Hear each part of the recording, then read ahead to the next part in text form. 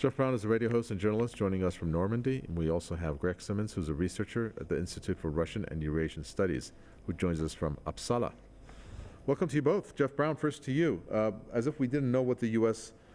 Intention was in Ukraine, we heard it directly from the horse's mouth, so to speak, and that was Lloyd Austin, the U.S. Secretary of Defense, who said, our goal is to weaken Russia, so it will take them some time to regroup. I'm paraphrasing it, of course. What does that tell you about the way that some are saying Ukraine is being sacrificed in order for the U.S. and its NATO partners to weaken Russia? The West is obviously in a very, very desperate situation. It has not turned out how they planned. They were hoping to, like, with a sort of a blitzkrieg of sanctions and totally shutting Russia off culturally, socially, media-wise. We have to now have a VPN to even access a Russian government website here in Europe. It didn't work, and Russia has two of the best militaries in the world, the other one being China. They're not profit-based, they're based on protecting their countries. So it's just, as far as I'm concerned, the war is already over unless NATO actually intervenes and sends troops and starts taking an active role in the country. It's fait accompli. The Russians are winning, and I think will eventually be forced to take all of Ukraine, so reabsorb it back into the motherland. To keep NATO from, continuing to pump billions of dollars of arms into the country. You have that on the one hand, Greg Simmons, all the arms that are being pumped into the countries. You have a conference, I think there were 40 nations in attendance, invited by the U.S. in Germany, who all pledged pretty much arms. On the other hand, you get a sense where there's a real intention to prolong this war. For example, when you hear about the UK inviting I forget which European country or countries to target, I guess, locations inside Russia, and Russia, of course, we know that it has to respond, and if it responds, then it's going to be Article 5, I believe, of NATO. It's almost as if they want to get to that point. What do you think the game plan is there? Well, the game plan at the moment, and I mean, this was stated openly by now retired General Breedlove in the New York Times. He said that the US is in a proxy war with Russia, and this proxy war is taking place in Ukraine.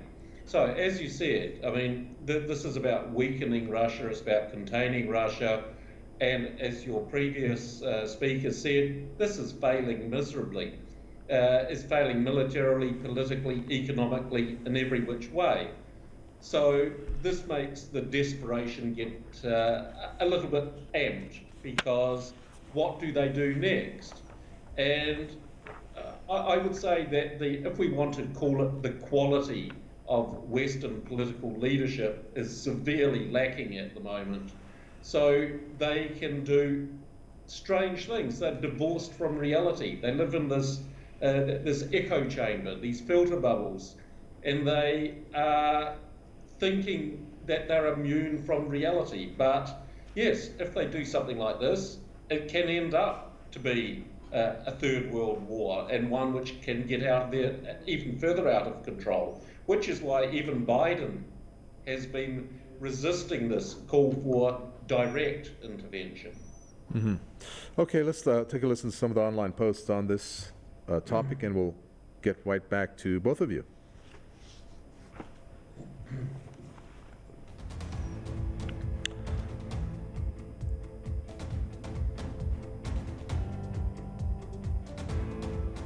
All right, our first post. As the U.S. and NATO continue to pour massive amounts of weapons into Ukraine and ignore diplomacy, Lavrov just stated the obvious. Biden can say it's not a proxy war all day long. But when the U.S. Secretary of Defense says we want to see Russia weakened, what do you expect?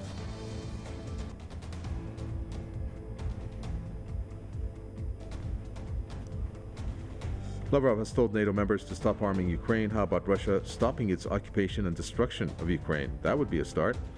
Clearly, beneath the surface, he knows Russian forces are having a hard time. Otherwise, he would not have said this. Next post. NATO 30 countries in Ukraine fighting one Russia. Anyone with a molecule of common sense knows that Russia has won, but the selfish greed, incompetence, and hubris of US, NATO, and clown Zelensky will send weapons intercepted by Russia until the last Ukrainian dies. They don't care.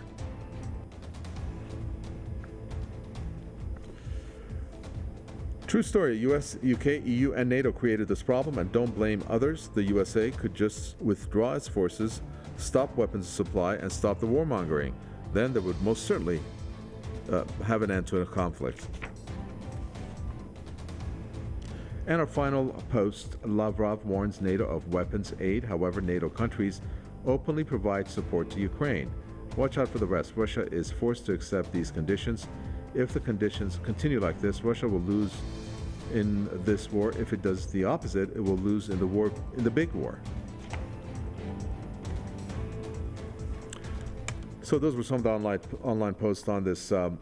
What is very interesting about this whole thing, Jeff Brown, if you really look at it, is the amount of hits that I could pretty much say every country that's involved, from the U.S. leading the pack to the NATO countries, the hit that they're taking or they're having impact in their economy.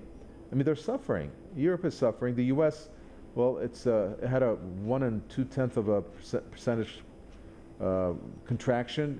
Many fear that it's going to enter a recession. And of course, inflation is driving these economies on the negative, to the negative. So isn't there an economic cost to make the think tanks of any one of these countries, especially the U.S., think, you know, maybe we're gone too far, the ordinary people are suffering here, and that's dangerous?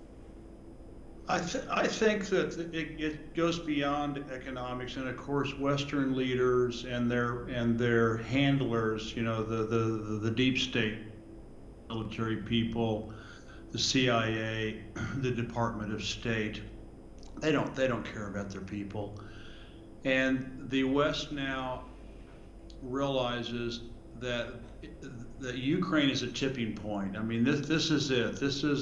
There's two visions in the world: a monopolar world where the United States is the totalitarian ruler of the entire planet, which is what they would like.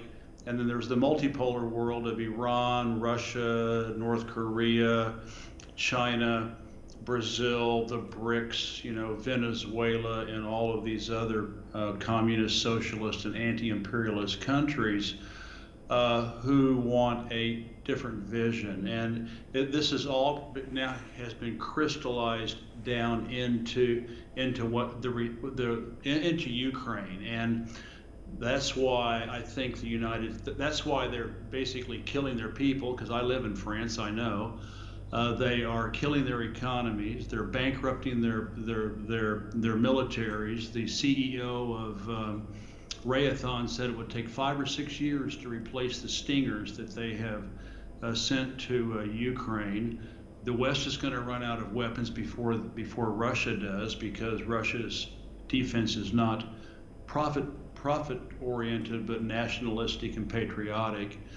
Russia has China helping them all the way through the back door.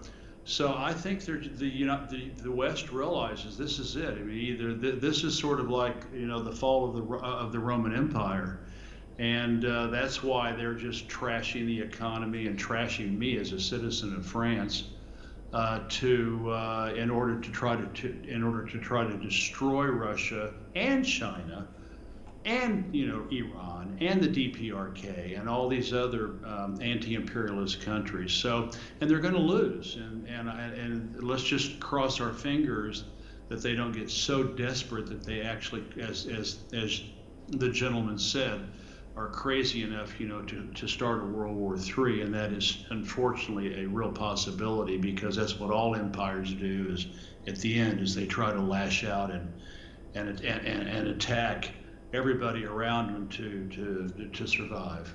Well, I mean, when was the last time, Greg Simmons, that the U.S. actually won a war, if you really want to look at it? I mean, let's take a look at what happened in Syria. I mean, is this an obsession that they used to have with Bashar al-Assad and now they have with Putin? At any cost, you know, we have to get rid of or weaken Russia? No, I mean, one can look at that stunning military victory they had in 1983 in Grenada for a country that did not have a military. I mean, it's few and far between, and they've been at war too long, and these have been wars of choice. The military is not what it used to be because it's been ground down by continual combat, and it's been this low-intensity combat. So they're not ready for a conventional war, even mentally, psychologically. And I mean, everything, as has been noted, it's falling apart around their ears. So, as is noted, this is a tipping point, and so this is like a very high-stakes game of poker where it's all or nothing.